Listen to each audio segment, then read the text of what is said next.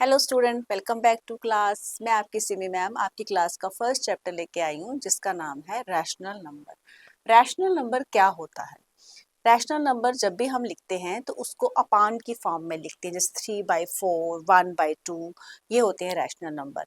और अगर आसान भाषा में अगर इसको हम समझें तो रैशनल नंबर क्या होता है, जैसे कोई भी चीज़ हो उसको अगर हमने आपस में बांटना है, उसको डिवाइड करना है कुछ हिस्सों में, तो वो जो नंबर्स में जब उसको लिखते हैं, उसको डिवाइड करके, जैसे 1/2, दो के जैसे दो दो चीजें हैं, एक चीज है उसके दो हिस्से कर दिए, चार चीजें हैं एक चीज है उसके तीन हिस्से कर दिए, तो वो जो चीज वो जो डिवीजन होता है उसको हम रैशनल नंबर की फॉर्म में कह सकते हैं।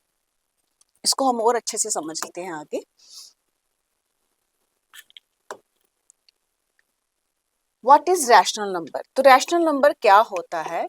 Rational number is any number that can be expressed in the form of P Q. P Q की फॉर्म में जब हम लिखते हैं, ठीक है, पी क्यू की फॉर्म में लिखते हैं। जैसे मैंने पीछे बताया कि रैशनल नंबर जो क्या होता है, जब हमने किसी चीज को हिस्सों में डिवाइड करना होता है तो वो जो हिस्से होते हैं जब उनको हम नंबर्स में लिखते हैं तो वो रैशनल नंबर्स होते हैं। जैसे सपोज हमारे पास एक छोटा सा पिज्जा है, ठीक है, हमने एक पिज्जा लिया, उसके कितने हिस्से हैं? 4 हिस्से, ठीक है, हमने उसके 2 हिस्से खा लिए, ठीक है, ये हिस्सा जो है हमने उसका खत्म कर लिया और पीछे जो है ये आधा पिज्जा बचा, तो इसको हम कैसे लिखेंगे? 1/2, ठीक है, इसको हम कैसे लिखेंगे? 1/2। अब हमने क्यों? क्योंकि इसका एक हिस्सा, टोटल कितने हिस्से थे? 2 थे, और एक हिस्सा जो है हमने इसका खा लिया, तो इसका मतलब ये 1/2। इसी तरह से अगर अगर हमने इसके 4 हिस्सों में से अगर हमने 3 हिस्से खा लिए, 1 2 3, यानी कि ये 3 खा चुके हैं हम, ठीक है, और एक हिस्सा अभी भी बचा है, तो हम उसको कैसे लिखेंगे? जैसे खाए कितने हमने? 3, 3 हिस्से खा चुके हैं और टोटल कितने हैं? 4। तो ये हमारी, ये इसकी रैशनल नंबर बन जाएगा कि 3 और 4 की ये इसकी फॉर्म बन जाएगी। तो ऐसे जो है हम रैशनल नंबर्स को लिखते हैं, और इस तरह से और हम समझ लेते हैं। जैसे हमारे पास 3 और 4, 3 और 4 में से P जो है, P हमने बोला ना P एंड Q की फॉर्म में लिखते हैं, तो P क्या है?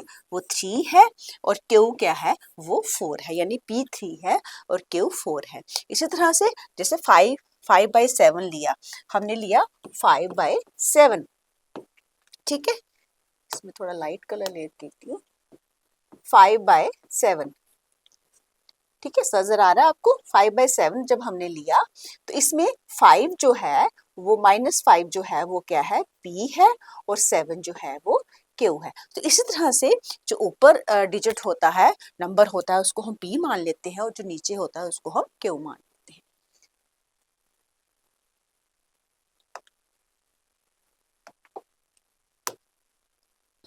Rational number on number lines. अब नंबर लाइंस में रैशनल नंबर कैसे करते हैं? ये सेम वैसे ही होता है जैसे हमने पीछे इंटीजर्स में किया था। इंटीजर्स में हमने क्या किया था कि जितने भी जो हमारे राइट साइड पे नंबर होते हैं वो पॉजिटिव होते हैं, ठीक है, किए थे ना हमने ये वाले, -1, -2, -3। इसी तरह से रैशनल नंबर में भी जो राइट साइड हमारे, जैसे 1/2, 5/4, ये जितने भी डिजिट है, पॉजिटिव डिजिट है, वो हमेशा राइट साइड पे रहते हैं। और जो हमारे नेगेटिव डिजिट होते हैं, जैसे -1/2, -3/2, ये हमारे जो है ये लेफ्ट साइड पे रहते हैं। और जीरो जो है, जीरो कहाँ रहता है? सेंटर में, बिल्कुल सेंटर में हमारा जीरो रहता है।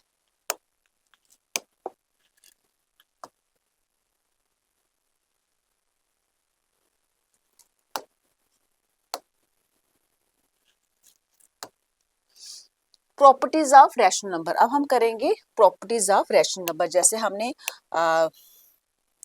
आपको याद होगा हमने 7th क्लास में भी प्रॉपर्टीज की थी इंटीजर्स में, वैसे यहाँ भी हम इसमें रैशनल नंबर्स की भी वैसे ही प्रॉपर्टीज होती हैं। चले इसको भी समझ लेते हैं। सबसे पहली प्रॉपर्टी है closure property. The result of adding और multiplication two rational number is always rational number. अब जब भी हम दो रैशनल नंबर्स को आपस में क्या करते हैं, मल्टीप्लाई करते हैं या प्लस करते हैं, वो हमेशा ही हमारा क्या रहता है, रैशनल नंबर ही आता है। जैसे सपोज हम एक छोटा सा डिजिट ले लेते हैं 1/2 प्लस 1/3। जब हम दोनों को प्लस करेंगे तो इनको क्या, इसका एलसीएम 6 आएगा। 6 divide by 2 by 3, 3 into 1 3 plus 2 2 3 को 6 के साथ क्या करेंगे, डिवाइड करेंगे, 2 आएगा। 2 को हम 1 के साथ मल्टीप्लाई करेंगे तो हमारा क्या आएगा यहाँ पे 2 आ जाएगा। तो 3 और 2 कितने होते हैं, 5/6 ये हमारा आंसर आ रहा है। तो 5/6 भी ये क्या है, ये भी एक रैशनल नंबर है। तो जब भी हम दो रैशनल नंबर्स को आपस में प्लस करते हैं या मल्टीप्लाई करते हैं, अगर इनको हम मल्टीप्लाई करेंगे, सपोज यही डिजिट हम ले लेते हैं फिर से 1/2 मल्टीप्लाई 1/3। जब हम इनको मल्टीप्लाई करेंगे तो क्या आएगा, 1 इंटू 1 3 2 3 ज़ा 6। तो क्या आएगा, ये भी एक क्या है, ये भी एक रैशनल नंबर है। मतलब जब भी हम दो रैशनल नंबर्स को आपस में क्या करते हैं, ऐड करते हैं या मल्टीप्लाई करते हैं, वो रैशनल नंबर ही आता है। बट माइनस में, सब्ट्रैक्शन में और डिवीजन में ऐसा नहीं होता। माइनस और सब्ट्रैक्शन और डिवीजन में हमारा जो आंसर है वो रैशनल नंबर नहीं आ सकता, वो डेसिमल में भी आ सकता है, फ्रैक्शन में भी आ सकता है, कुछ भी वो डिफरेंट हो जाएगा। लेकिन ये एडिशन और हमारी मल्टीप्लिकेशन में सेम रैशनल नंबर ही आता है, इतना कंफर्म है। तो अब हम करते हैं कम्यूटेटिव प्रॉपर्टी। कम्यूटेटिव प्रॉपर्टी में क्या होता है, order does not change the result for addition and multiplication. Addition and multiplication में इसका जो ऑर्डर है उससे हमारा रिजल्ट, हमारा जो आंसर है क्वेश्चन का, जब सॉल्व करके आंसर निकलता है वो चेंज नहीं होता। जैसे सपोज यहाँ पे क्या दिया हुआ है,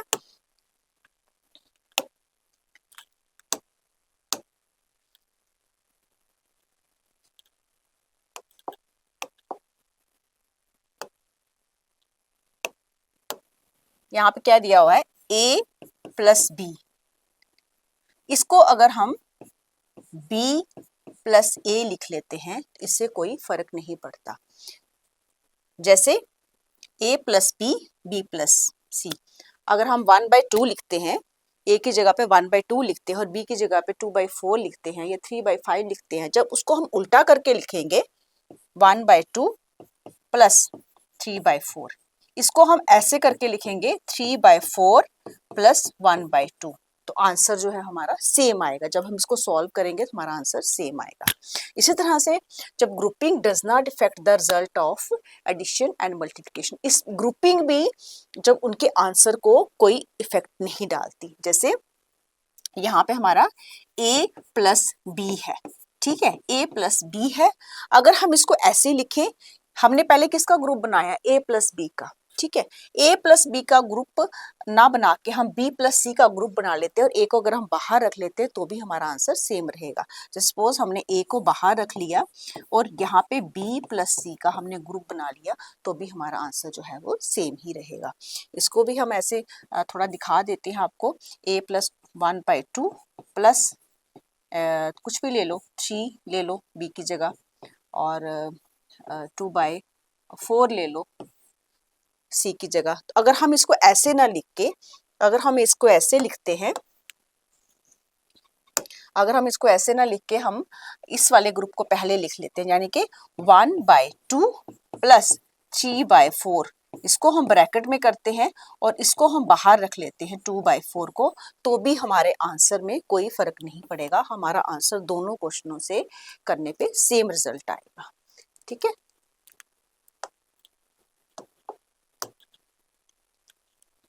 अब डिस्ट्रीब्यूटिव प्रॉपर्टी क्या होती है, डिस्ट्रीब्यूटिव प्रॉपर्टी होती है the property connects multiplication and addition making calculation simple and faster. ये हमारी कैलकुलेशन को और ज्यादा फास्ट करते हैं। जब हम किसी भी चीज को डिस्ट्रीब्यूट कर देते हैं, बांट देते हैं आपस में, तो हमारी कैलकुलेशन जो है और फास्ट हो जाती है। जैसे सपोज हमारा यहाँ पे है a into B plus C, ठीक है, a into B plus C. a जो है b प्लस सी को मल्टीप्लाई कर रहा है, इंटू, इंटू का मतलब क्या होता है? मल्टीप्लाई। इसको हम ऐसे भी लिख सकते हैं, ए को बी के साथ मल्टीप्लाई, इसको पहले इसके साथ किया, फिर इसको इसके साथ किया, ठीक है। जैसे ए बी प्लस ए सी, ए सी जब इस तरह से हम करेंगे तो ये और ज्यादा आसान हो जाता है हमारे लिए मल्टीप्लाई करना। जैसे हम सपोज हमने ए जो है हमारे पास क्या है, ए हमारे पास है, ए हमारा है 1/2, बी जो है हमारे पास है 1/3 एंड सी जो है हमारा 1/4 है, ठीक है। अब इसको करके देख लेते हैं हम। हमने पहले क्या किया, हमने पहले ए बी को आपस में क्या कर दिया, मल्टीप्लाई कर दिया। और ए बी क्या था हमारे पास, ये वाला ए बी हमारा क्या था, ये वाला 1/2 मल्टीप्लाई 1/3, ठीक है। फिर हमने बीच में क्या रखा, प्लस की साइन रखी, ठीक है। उसके बाद हम क्या करेंगे, ए सी, ए हमारे पास क्या है, ए फिर से है 1/2 और सी क्या है हमारे पास 1/4, ठीक है, 1/4। अब इसको हम आपस में क्या करते हैं, मल्टीप्लाई करते हैं। तो जब 1/2 और 1/3 को हमने मल्टीप्लाई किया, क्या आया, वन को 1 के साथ जब मल्टीप्लाई किया तो 1 आया, 2 को 3 के साथ किया तो क्या आया, 6 आया, ठीक है। अब बीच में क्या था, प्लस का साइन है, बीच में प्लस का साइन हमने एज इट इज रखा। उसके बाद इनको आपस में जब मल्टीप्लाई किया, 1 × 1 1 एंड 2 × 4 कितना आया, 8 आया। इन दोनों को जब हमने आपस में मल्टीप्लाई किया तो बीच में जब हम इनको क्या करेंगे, प्लस करेंगे। अब इसका जो है हम एलसीएम ले लेते हैं, एलसीएम हमारा आ रहा है 24। 6 को 24 के साथ जब डिवाइड किया तो क्या आया, 6 4 ज़ा 24, उस 4 को हमने इसके साथ मल्टीप्लाई किया तो हमारे पास क्या आया, 4 आया। प्लस इसको हमने डिवाइड किया इसके साथ, 8 को 4 के साथ 24 के साथ डिवाइड किया, आया 8 3 ज़ा 24, 3 और 3 को 1 के साथ मल्टीप्लाई किया, आया 3। 4 और 3 कितने होते हैं, 7/24, ठीक है। इसको हम इस तरह से कर सकते हैं, इसको बोलते हैं डिस्ट्रीब्यूटिव प्रॉपर्टी। चीज़ों को डिस्ट्रीब्यूट करके हम इसको आपस में मल्टीप्लाई करते हैं।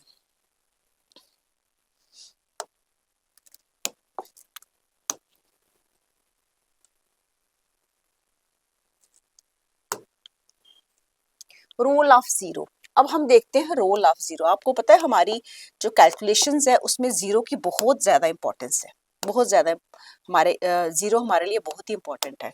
क्यों? क्योंकि जब भी हम कोई कैलकुलेशन करते हैं तो जीरो के साथ उसको करना और भी ज्यादा आसान होता है। 10 टाइम्स 100 टाइम्स जब हम किसी को मल्टीप्लाई करते हैं तो बड़ी ईजी हो जाती है मल्टीप्लाई, तो इसलिए जीरो हमारे लिए बहुत इंपॉर्टेंट है।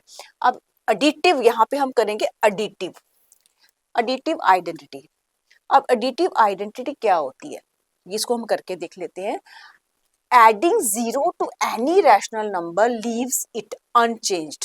किसी भी रैशनल नंबर के साथ किसी भी रैशनल नंबर में जब हम जीरो ऐड करते हैं तो वो रैशनल नंबर वैसा का वैसा ही रहता है। जैसे सपोज हमने 5/7 में जब प्लस जीरो किया तो क्या आया, 5/7, कोई भी ले लो आप। 8/3 में जब प्लस जीरो किया तो क्या आया, 8/3, सेम वही चीज आ रही है, कुछ भी चेंज नहीं हमने इसको किया। और उसके बाद हमारी आई मल्टीप्लिकेटिव आइडेंटिटी। इसमें क्या करते हैं हम, multiply any rational number by 1 leaves unchanged. किसी भी फिगर को, किसी भी रैशनल नंबर को जब हम 1 के साथ मल्टीप्लाई करते हैं, जैसे सपोज यही नंबर ले लो, 5/7 को जब हमने 1 के साथ मल्टीप्लाई किया क्या आया, 5/7। 8/3 को जब हमने 1 के साथ मल्टीप्लाई किया तो क्या आया, 8/3। किसी भी चीज को जब हम उसी डिजिट के साथ मल्टीप्लाई करते हैं तो वो क्या आता है, वो सेम वही डिजिट आता है। इसको बोलते हैं मल्टीप्लिकेटिव आइडेंटिटी, ठीक है। समझ आ गया आपको? थोड़ा ध्यान से करेंगे ना अच्छे से समझ आ जाएगा। अब एडिटिव इनवर्स क्या होता है,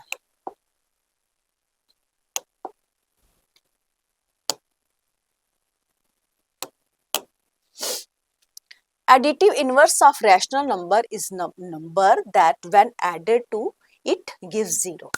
कोई भी ऐसा नंबर, जब हम किसी रैशनल नंबर में कोई ऐसा नंबर ऐड करते हैं कि हमारा जो आंसर है वो जीरो हो जाए, उसको बोलते हैं एडिटिव इनवर्स।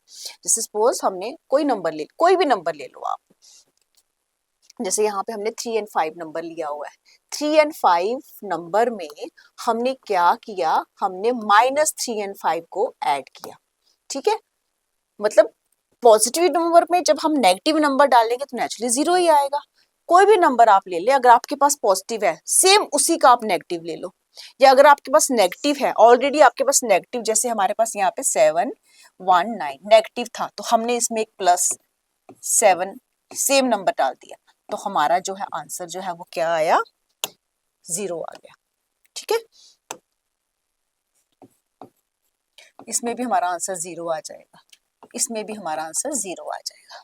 ठीक है, अगर हमारे पास पॉजिटिव है तो वैसा ही सेम नेगेटिव डाल दो, अगर हमारे पास नेगेटिव है तो वैसा ही सेम पॉजिटिव डाल दो, तो हमारा आंसर जो है जीरो आ जाएगा। अब जीरो, एक और नंबर है, जीरो में अगर हम जीरो ऐड करेंगे तो आंसर क्या आएगा, जीरो आएगा। ठीक है, तो अब हम पढ़ते हैं एडिटिव इनवर्स के बारे में। एडिटिव इनवर्स वो नंबर हैं जब हम किसी रैशनल नंबर में ऐड करते हैं तो हमारा आंसर जो है वो जीरो आ जाता है। तो चलो करके देख लेते हैं। जैसे सपोज हमने एक नंबर लिया,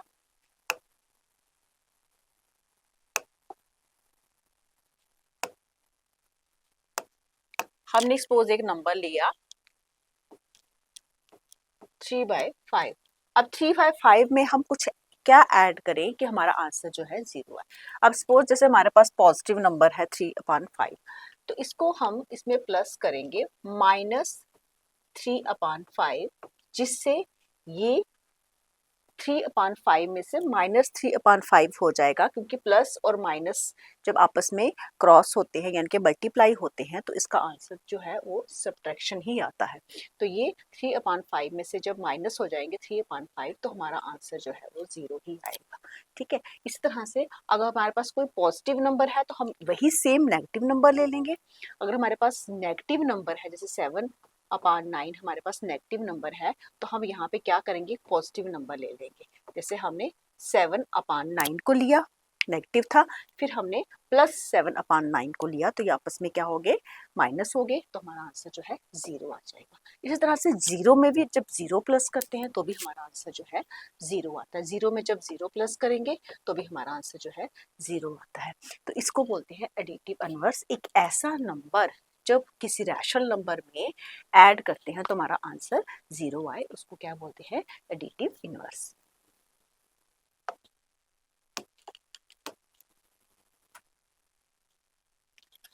अब पढ़ते हैं मल्टीप्लिकेटिव इनवर्स। अब मल्टीप्लिकेटिव इनवर्स क्या होता है, ये ऐसा नंबर है जो किसी रैशनल नंबर के साथ जब हम मल्टीप्लाई करें तो हमारा आंसर जो है वो 1 आए।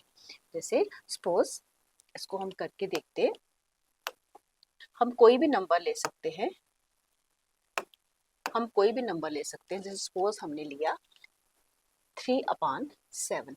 अब 3/7 को हम किसके साथ मल्टीप्लाई करें कि हमारा 1 आ जाए, तो हम इसको क्या करेंगे, इसको उल्टा कर लेंगे। 3/7 के साथ हम मल्टीप्लाई करेंगे 7/3। 7/3 करने से क्या होगा, जब हम इसे क्रॉस मल्टीप्लिकेशन या डिवाइड करते हैं तो हमारा जो है आपस में ये कट हो जाते हैं। जैसे 7 1 जा 7 हो गया, 3 1 जा 3 हो गया, तो 1 × 1 क्या होता है, 1 होता है। ठीक है, इसी तरह से हम अपना नेक्स्ट डिजिट लेते हैं। जैसे हमने लिया -5/8, -5/8 लिया, हमने क्या किया, इसको फिर से किसके साथ हमने मल्टीप्लाई किया, इसको हमने उल्टा कर दिया। उल्टा यानी हमारा 8 जो है वो ऊपर आ गया और 5 जो है हमारा नीचे आ गया, और इसको जब हम आपस में क्रॉस करेंगे 5 1 जा 5, 8 1 जा 8, तो हमारा आंसर क्या आया, 8 आया, क्योंकि वहां है 1 × 1, इधर भी 1 × 1, हमारा आंसर क्या आया, 1 आया। ठीक है, इस तरह से हम आप पता लगा सकते हैं कि कोई भी रैशनल नंबर होता है, जब उसका हमें 1 आंसर चाहिए होता है तो हम उसको उल्टा करके उसको आपस में मल्टीप्लाई कर दें तो हमारा आंसर जो है 1 आ जाएगा। तो क्या होता है मल्टीप्लिकेटिव इनवर्स? मल्टीप्लिकेटिव इनवर्स एक ऐसा रैशनल नंबर होता है जिसको जिसको हम दूसरे रैशनल नंबर के साथ मल्टीप्लाई करें उल्टा करके तो हमारा 1 आंसर आ जाता है।